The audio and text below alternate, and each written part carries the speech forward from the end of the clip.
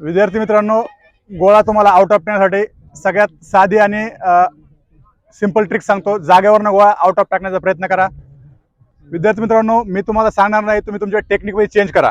अजिबात करू नका. टेक्निकमध्ये चेंज करायची गरज नाही. तुम्हाला फक्त गोळा फेकमधल्या ज्या बारीक सारीक चुका आहेत त्या फक्त त्याच्यावर लक्ष द्यायचं आहे. लक्षात ठेवा, त्यात महत्त्वाची सगळ्यात चूक गोळा व्यवस्थित न पकडणं, गोळा इथं सेट न करणं, किंवा गोळा टाकताना हे पहा असा हात बाहेर काढणं किंवा असा गोळा टाकणं.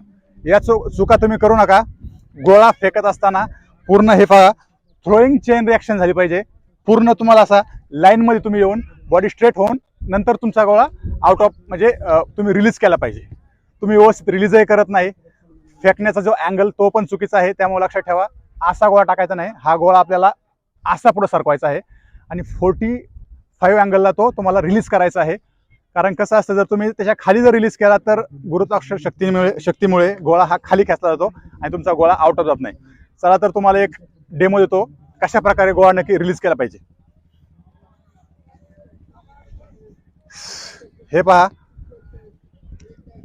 बॉडी जे माझ्या फक्त मुवमेंटकडे तुम्ही लक्ष द्या. माझी बॉडी कशी फिरते त्या प्रकारे तुम्ही मला फक्त कॉपी करा.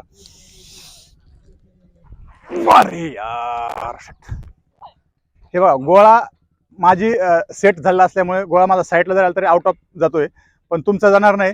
तुम्हाला या चुकीकडे लक्ष द्यायचं आहे, ते तुम्हाला सुधारायचं आहे. हे पहा, स्टँडिंग थ्रो तुम्हाला असा मारायचा आहे. फक्त गोळा तुम्हाला व्यवस्थित रिलीज करायचा आहे.